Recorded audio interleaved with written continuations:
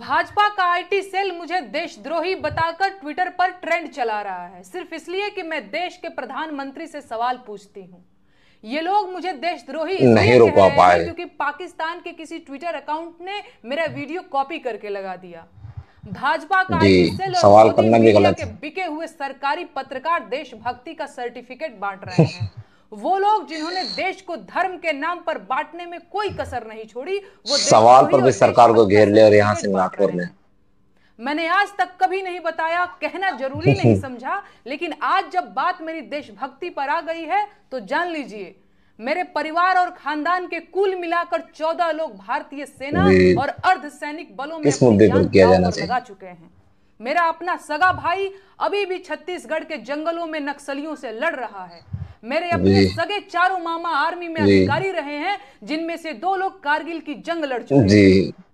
चाहे थल सेना हो या वायु सेना, मेरे भाई आज भी देश की सेनाओं में हैं और ये 2-2 रुपए के ट्रोल आईटी सेल वाले मुझे देशद्रोही कह रहे हैं।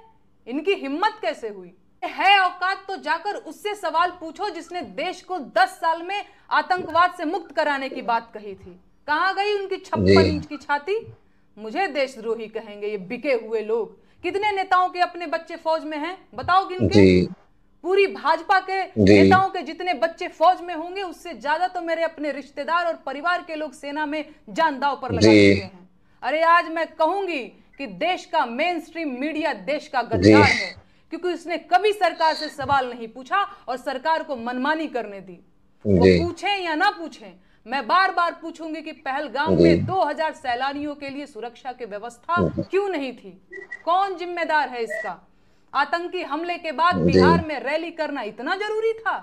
भाजपा का आईटी सेल देश का गद्दार है, क्योंकि उसने देश को हिंदू मुसलमान में बांटने की कोशिश की। है कोई जवाब? देशद्रोही कहेंगे मुझे। एक फोन कॉल से दूसरे देशों की वॉर रुकवाने वाले पॉपा अपने देश में आतंकवादी हमला नहीं रुकवा पाए, और अंधभक्त मुझसे कह रहे हैं कि ऐसी बातों पर राजनीति और सवाल मत करो। तो किस बात पर सवाल करूं? शिक्षा पर, जिसे मुद्दा ही नहीं समझा जाता, या स्वास्थ्य पर, जिस पर सवाल करना अब आउट ऑफ फैशन हो गया है?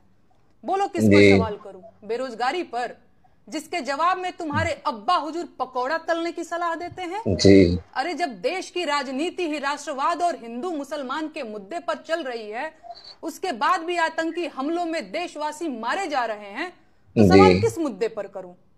56 इंच की छाती पर देश के सारे मुद्दों को समेट देने वाले मोदी जी की सरकार में आतंकवादी हमले होंगे और नागरिकों की हत्या होगी, तो सवाल क्या मोहम्मद अली जिन्ना और नेहरू जी से पूछा जाएगा? गोदी मीडिया को भी धो दिया इन्होंने। मौत और आतंकवादी मोदी सरकार के साथ साथ गोदी मीडिया को भी धो दिया जाना चाहिए। भाई, इन सवालों से इतना डर क्यों रहे हैं आप?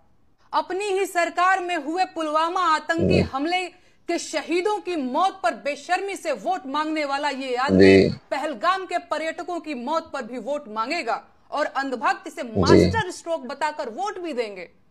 लेकिन इनका कहना है कि सवाल नहीं पूछा जाना चाहिए। बस 2-4 दिनों की बात और है, भक्तों के पॉपा पहलगाम आतंकी हमले पर रोते हुए बिहार चुनाव की नींव डालते थे, और सबको गोदी मीडिया के साथ साथ मोदी सरकार को भी घेर के छोड़ दिया।